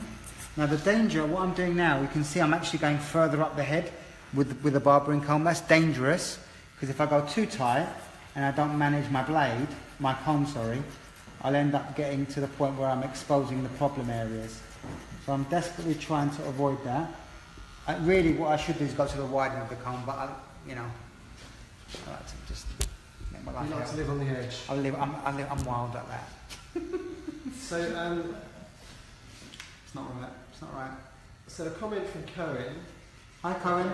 And he said, do you guys consider Allilon, okay, a hair cult? It's a very good question, my friend. That's a very good. Maybe you should ask people behind me, because actually, you know what would be interesting? I think, like, this is an outsider. Okay, I think what you guys have is, I would call it culture. Okay. And culture and ethic. Yeah, And I think to me, that's what corporate firms are trying to gather. They're trying to capture culture and ethic. And I think that's sometimes very rare. People speak about it, but don't necessarily have it. So I think, what you guys kind of are creating is something sort of, very interesting. Thanks, Ed. Yeah, Very kind. I think, how would I answer that? I would say, would I say it was a cult? I would say it was, we're trying to really make a difference. And people will come on the journey with us, or they won't. Either way, it doesn't make a difference, because we're going to just keep trying to do our best. And if you'd have asked me 25 years ago if I'd be here now doing this, then the answer would be no. Do I believe that if we try and touch one person at a time, we can really make a difference? Yeah, I do. The problem at the moment, and this is just a personal one, maybe I shouldn't even talk about it. No, forget it. I just think that there's a lot of educators out there nowadays. Everybody's an educator, and it's like there's a big difference between being a teacher and being an educator. For me, an educator is like a mentor. You should do it regardless of whether you're in a classroom or not. It's about really trying to get someone to believe that they can achieve something. And there's a lot of teachers nowadays, and I just believe that our goal as a company is to try and just share everything we love. And if we can do that, if we can connect with people on a human level, Allilon for me is about the human connection. It's about delivering and making people realise that we're just like them. We're not special. We're nothing different. We're just like them. We just really care about doing things a certain way. And we are really trying to make a difference. And our language and our primary shapes courses is something that for me is like, it makes people look at hair very, very, very differently. I mean, this is the first time we've got 4 people in the role who have all done, these guys, they're all educators, they all teach, they all own salons, and I think what will be interesting actually will be to ask them what, they've done the primary shapes, they've experienced a little bit of what Allilon's about, they've started an element of the journey. So I think one of the things I would say to the people watching is, if you really want to be pushed, if you really want to be challenged, if you really want someone to go, you know what, actually, that's not quite good enough, you need to wet it down and start again, or if you want to be trained, then Allilon, in my opinion, would be something that would push you and would help you develop. There's loads of amazing academies out there, and you should try them all. And when you try them all, you'll find one that you can relate to. Maybe you should ask the guys how their week's been, what it is that they've enjoyed, what it is that they've found hard, and how the primary shapes has helped their businesses and their salons. So, would any of you guys mind talking to the audience about your experience and what you've learned, or no? I know Nicola, what about you guys? Would any of you mind? Yeah? Go ahead. Yeah, I've been to... Tell the guys who you are. Hi everybody, I'm George from Cyprus, and this is the second time being here in London in Enna Salon. I've been to other schools of hairdressing. I've been around, like Johnny said, but now I've started the journey of Allilon Education, and I really want to take the whole journey. And sometimes it's very hard to understand some things as a hairdresser, because the method, the way of understanding haircutting in the Allilon way is something you can communicate with hairdressers. It's not only just cut their hair. So I really agree with Johnny, because when you're teaching, you need to understand and be clear what you're doing. And I'm just an Allilon boy. I just love the way they teach. How long have you been a hairdresser? I've been a hairdresser for 10, 12 years. And Michaela, how long have you been a hairdresser? Since 2007, 10 years, yeah.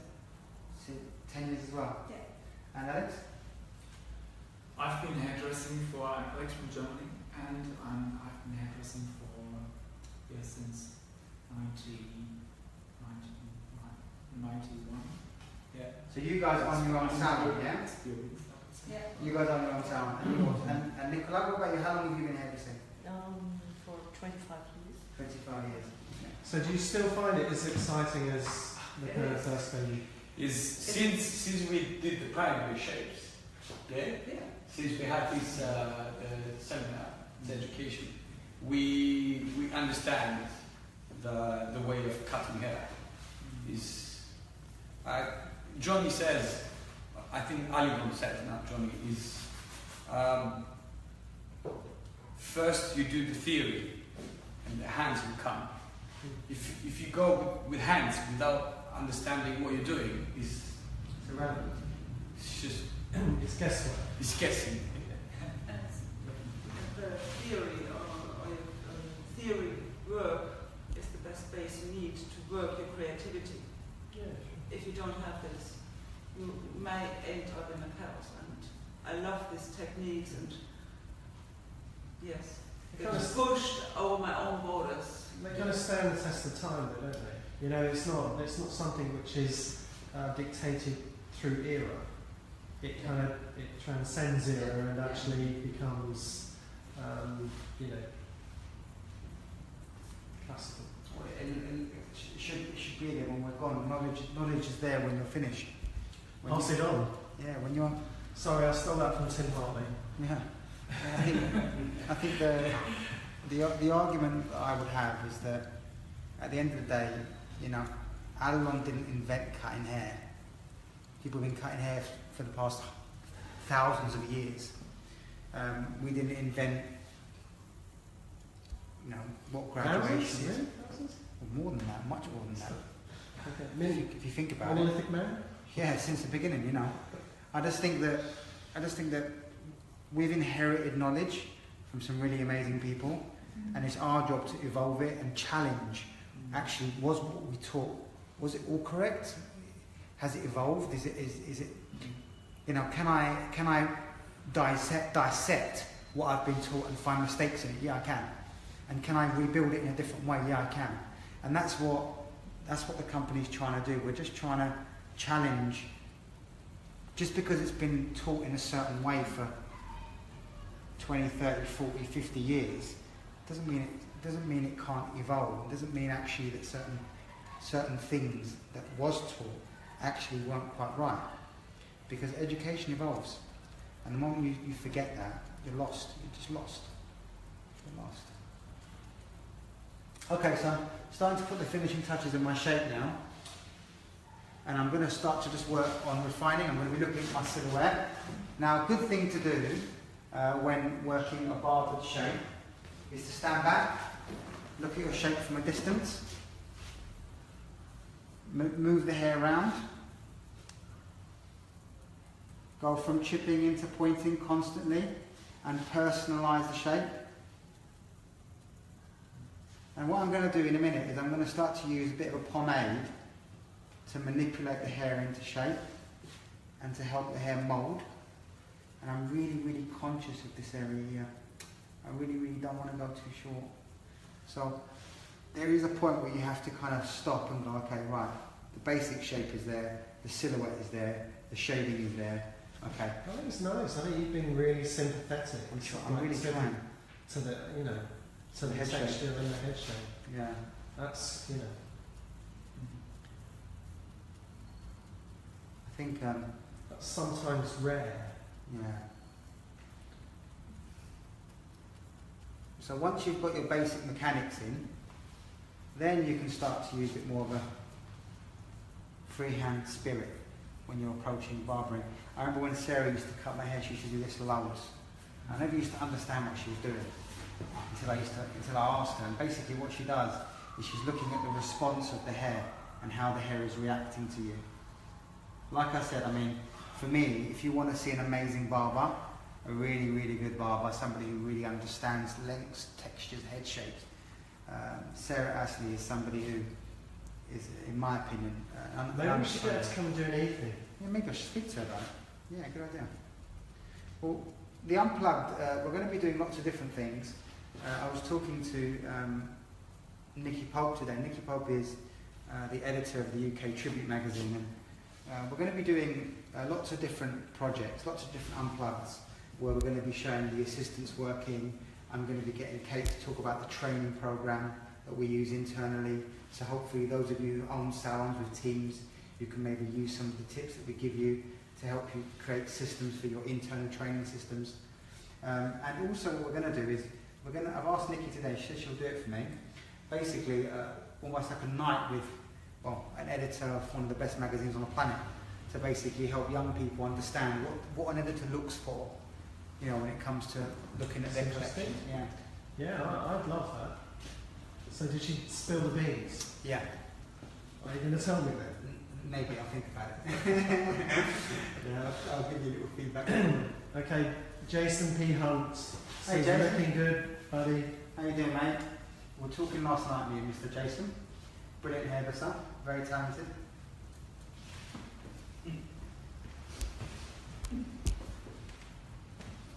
Okay, so now, one of the questions that you can ask yourself is, you know, when do you stop? When's the point where it's done?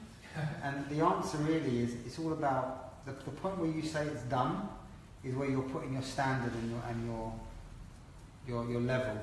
So what I would say to you is, one of the Allilon philosophies, in fact, the way to think about it would be, when you think you've finished, you've only just started. So Johnny, there's a question from Allilon Education. That's Pedro. Yes, Pedro. You should be here. Said you're out chilling. He's saying he's having a nice day. No, it says that, is this freehand or personalising? Very good or question. refining? Very good question. Well, if you think about the word freehand, okay, what does freehand mean? Freehand means that you're not actually using your hand. So something like this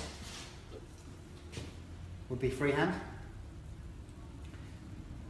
Anything where you're basically physically holding the hair would not be freehand. So pointing for us is not a freehand technique because you're physically holding the hair in order for you to point. Slicing is not a freehand technique. Twist cutting, we won't class it as freehanding. We tend to class it more as like personalising techniques that you would use, because the word freehand in itself means a specific thing. So we try to avoid that type of contradiction as much as we can. No problem, buddy, no problem, do your thing. No problem. So James says, hi Johnny. Which James? This is North American James. I think it's James Ababa. Yeah. That's right. James Ababa. Yeah. Hey mate, how you doing? Shout out to James from Canada. Oh, it's Canada. Okay. Bye James. Is there any questions, Dan? I think you know. Good, okay. So, I'm going to spend 2 minutes giving you last minute tips, and then I'm going to call it a day. Hey John. Okay. So guys, this is Jonathan, who's just walked up 5 flights of stairs, and who's out of breath and doesn't really want to speak right now. But Jonathan is, in my opinion, an amazing barber. And he's very, very, very good at doing skin fades and scissor overcomb. Jonathan often cuts my hair. Oh, come on. Are you sporting reverse graduation then? Come on, man. And Jonathan is an amazing barber. And I think what I'll do next week is I'll get Jonathan maybe to do a haircut, pure scissor overcome. So which side's... So maybe we should get Jonathan sort of like side by side with Sarah. Yeah. I mean, I was telling the guys about Sarah Astley and how amazing she is at barbering. Looking good, Johnny. Thanks, mate. So which side's which one, John? Yeah, well, that's a good question. Why don't you ask yourself? He's got have a little feel of his head. He's got a really, really head up for me. Feel the back of his head. Yeah, you can see. It's not really, really, really like. It's really. Yeah. So what we tend to do as a company, including Jonathan, including Pedro and Kate and Maddie and Johan and Graham when they're here, we tend to do a lot of challenging in regards to our lectures and our theory.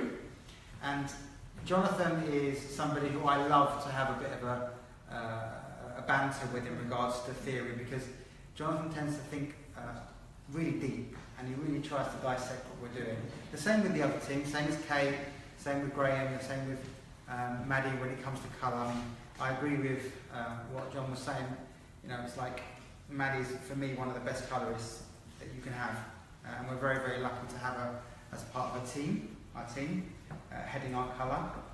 And I'm also very lucky to have Jonathan and Kate and all the other team with me. And next week, it's really important that you see these guys do their magic, because they really are. When you see them cut hair, they cut hair with such passion and such integrity that they really can be quite inspiring. They inspire me anyway, that's for sure. Okay, there's a question here from James. Okay, he said it's good, by the way. He said he noticed you didn't use a finger to balance the comb, okay, in the hand. Okay. Okay. So you mean would like you this? recommend this? Does he mean balancing my scissors like that? Is that what you mean? I think so, yeah. So James, in regards to fading, you can rest your hand, your finger against your scissor, and you can work so you can control it. That's one way of doing it, if that's what you're talking about. You can definitely do that. You can rest it like that and glide. There's lots of things you could do. The question is why? Why would you do it? It's when scissor overcombing. So when scissor overcombing, why would I rest? Thanks, James. Tell me the question. Sorry, help me understand the question again. So he's saying, okay, so I've noticed that you didn't use a finger to to balance your comb. Ah, okay, I know what he's talking about. Right, so what James is talking about basically is sometimes you use over comb when you use the back of your finger to support the comb. Yeah. Because James, good. That's a very good point, mate. Thank you for asking that. Because in this scenario, I'm trying to avoid going onto the scalp because I don't want to go that short. I'm trying to work away from it. I'm managing my lengths. It's actually a lot harder than just following the contour of the head. But I'm trying to do that because I don't want to expose his head shape. I'm really conscious of the occipital bone. I'm really conscious of the mastoid process area. I'm really conscious of the choice of length and the texture and the density of the hair. I'm trying to avoid going too short. I want this to be a groomed look. I don't want it to. It is obviously going to be a barbered look, but it's not going to be an aggressive barbered look. So I'm really desperately trying to avoid getting too close. The danger of using my thumb or my finger is I don't need it. I don't need to use that technique to do that. At the moment, I'm almost gliding over the hair. So James says, would the heat of your finger affect the hair? Yeah, it would definitely do. You can mark the hair. It's kind of like the hair's not going that short, isn't it? Like No. you said, you're being sympathetic. Yeah, I'm really trying to control my lengths. I'm literally, like I said before, but a good barber has a starting position and just gradually reduces different lengths. So one side could be slightly flatter or longer depending on what the head is doing underneath. So if this side, if the head is protruding and you go too short, you copy what you're doing on this side, you go more see-through on this side. So you have to adapt your lengths. Think of it like you're just really personalising your length to get the perfect head shape.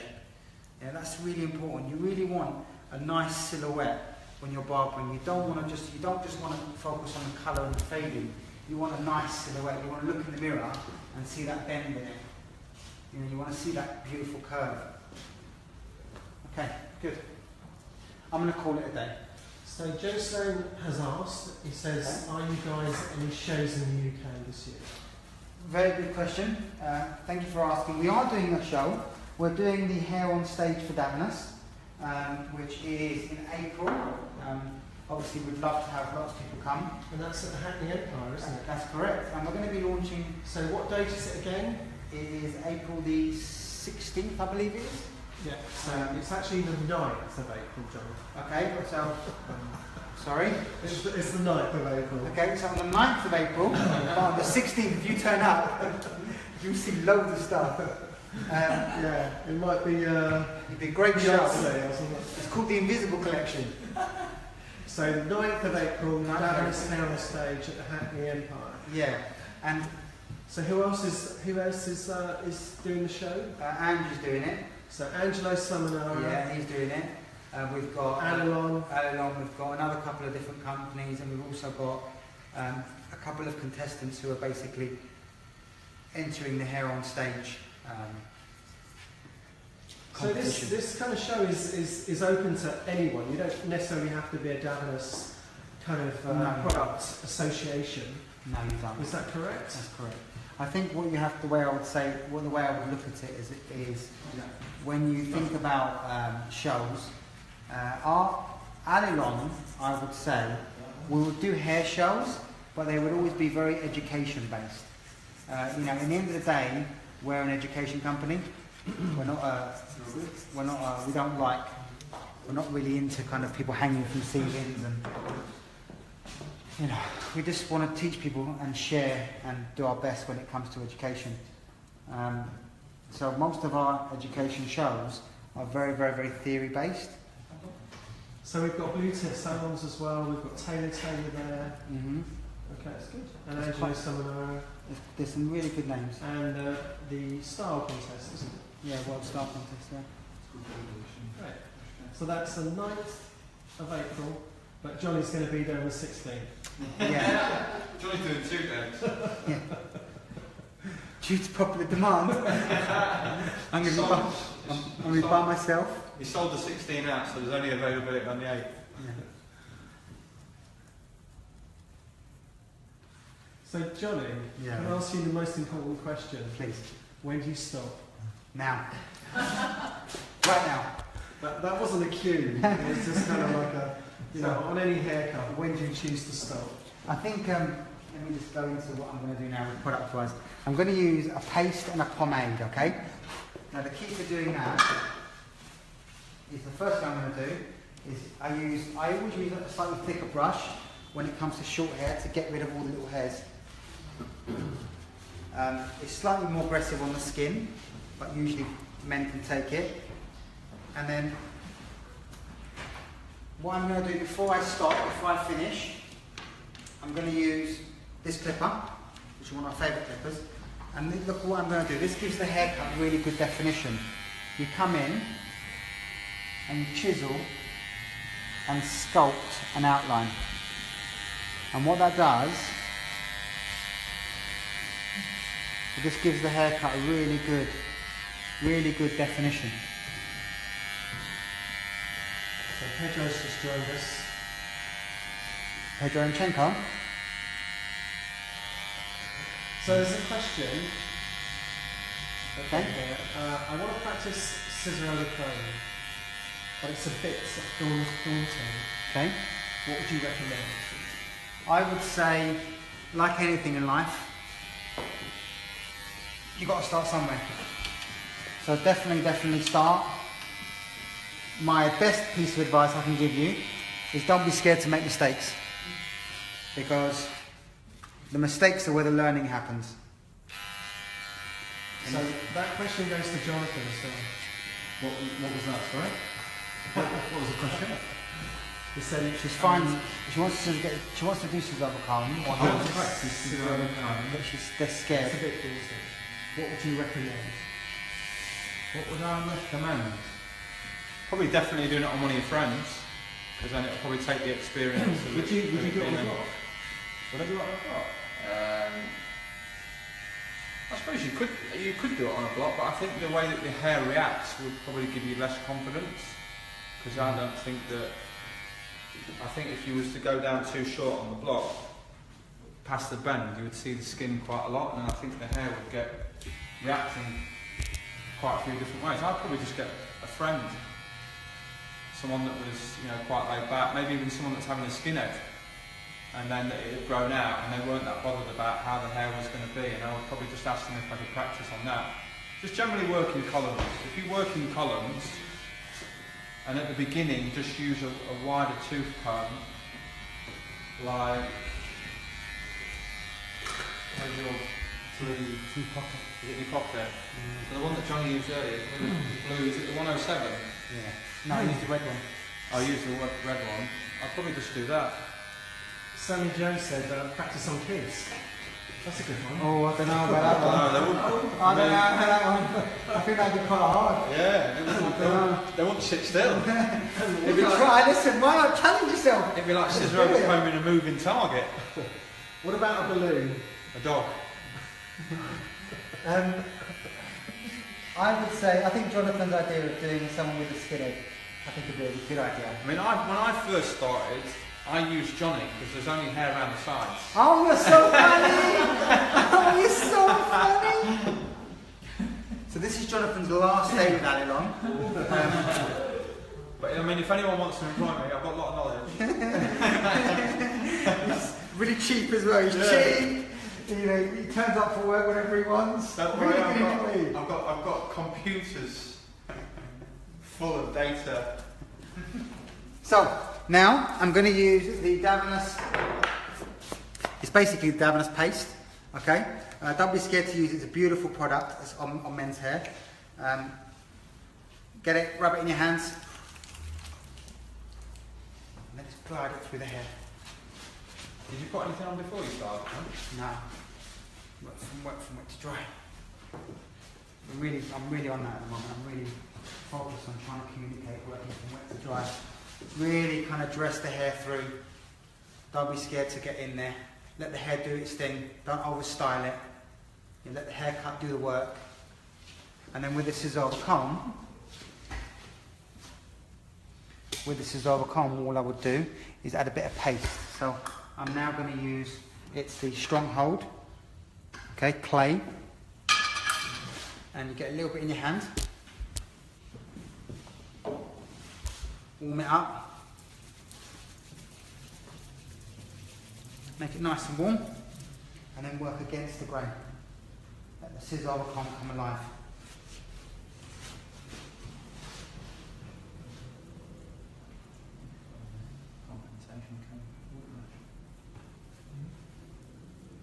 And you can, if you want, you can style it. Want to brush through it, go for something more dress looking, if you want. Something a bit more groomed.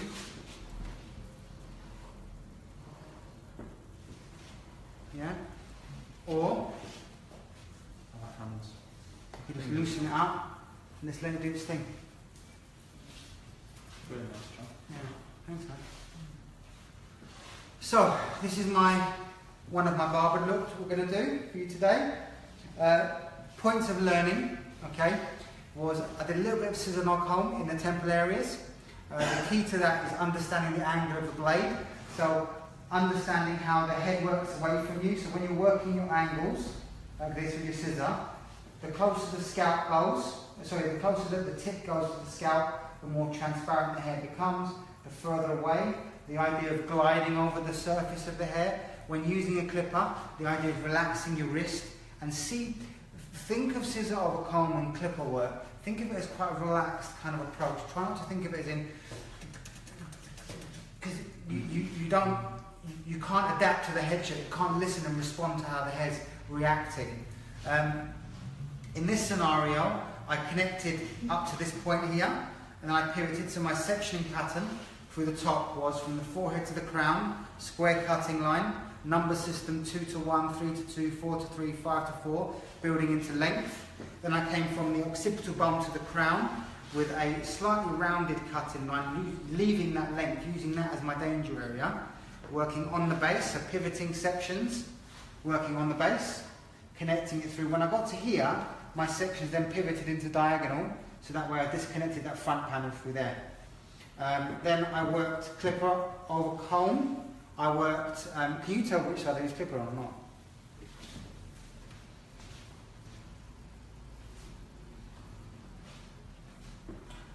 So when you use clipper on this side. Yeah.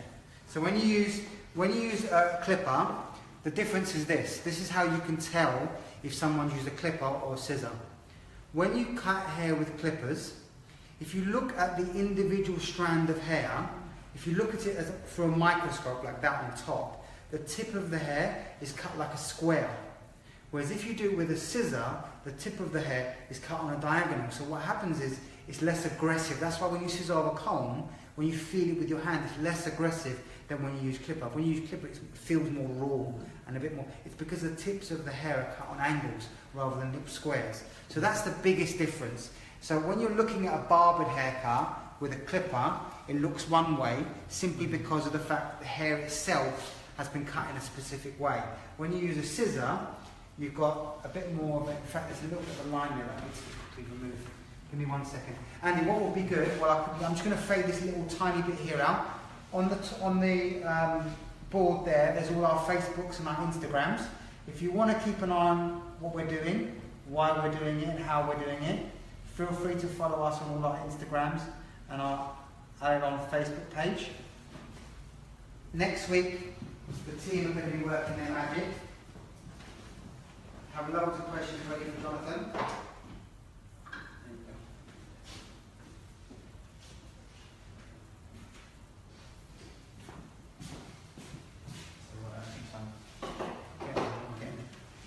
Okay, good. So, do they have any last minute questions that they would like to ask? And give us 2 minutes. Loads of love, loads of kisses, loads of amazings, loads of much love. That's very sweet. That's very from sweet. Norway, from Jonathan, from Cody. There's literally Sammy. So all good, Johnny. Good. Thank you very much for tuning in. I appreciate your time. I know it's Valentine's Day, so go and be with your loved ones and show them some love, like you've shown me some love. And we'll see you next week. Thank you so much. And thank you for Ned for being a fantastic model. Thank you very much. And we'll see you next time. Bye, guys.